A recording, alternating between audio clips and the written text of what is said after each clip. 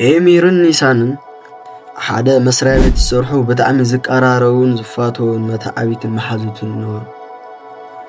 ከምቲ ምልማድ ልዕሊ ምውላድ እዩ ዝበሃል ምሕር ተላሞድን ዝፋተውን መሓዙት ነበሩ። ኣብዚ እዋን እዚ ግን ኤሚር ዋላ ደኣ ኒሳን መሓዙኡን መታዓቢቱን ትኾን እምበር ኣዝዩ ዘፍቅራ ነበረ። ግን ዋላ ሓደ መዓልቲ ተዛሪብዋ ይፈልጥን። ድሕሪ ግዜ ድማ እታ ዘለውዋ ሃገር ብባዕዲ ትውረር እሞ ኤሚር ንሃገራዊ ግዴታ ወፈረ። ድሕሪ እዚ ኒሳን ናብ ናይ ኤሚር ገዛ እንዳኸደት ተመዓራርየሉን ተፅርየሉን ነበረት።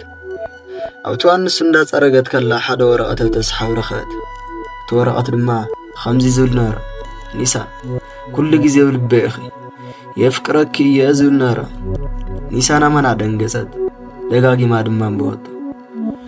ዲያሪ ናይ ኤሚር እውን ረኸበቶ። እቲ ዲያሪ ድማ ኩሉ ስለ ናይ ባዕላ ኤሚር ዝፀሓፎ ነይሩ። ኒሳን ብንብዓት ተሰኒያ ስቕስቕ ኢላ በኸየት። ከም ቅፅበት ድማ ነቲ በረኻ ንሃገራዊ ግዴታ ክፍፅም ዝወፀ ኤሚር እንዳዘከረት ብዙሓት ሓሳባት ሓስበት፣ ሓቢሮም ክነብሩ ክወልዱ ወታስ ብዙሕ ነገር። ኣብቲ ሰዓት ንሱ በሪ ተንኳሕኳሐ። ኒሳን ነቲ በሪ ከፈተቶ። ሓንቲ ወታደር ዕፁፍ ባንዴራ ኣብ ኢዳ ሒዛ ረአየታ። ኒሳን ኣብ ሓደ መዓልቲ ውሽጢ ሓዘንን ደስታን ረአየ። ድሕሪ ዝኹሉ ኒሳን ከምዚ ኢላ ፀሓፈት። ሓደ ሓደ ዘረባታት ብግዜ ተዘይተነገረ ናይ ውሽጢ ሕማም እዩ።